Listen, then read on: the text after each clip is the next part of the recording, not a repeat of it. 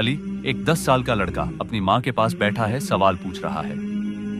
अली, अम्मा, आज शाबान का आखिरी जुम्मा है ना, ये दिन इतना खास क्यों है?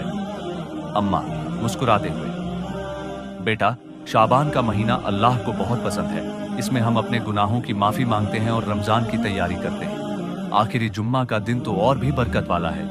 इस दिन दुआएं कबूल होती हैं और अल्लाह अपने बंदों पर रहम करता है। अली और उसका परिवार मस्जिद की तरफ चलते हैं। रास्ते में लोग एक दूसरे से माफी मांग रहे हैं। मस्जिद में इमाम खुतबा दे रहे हैं। इमाम,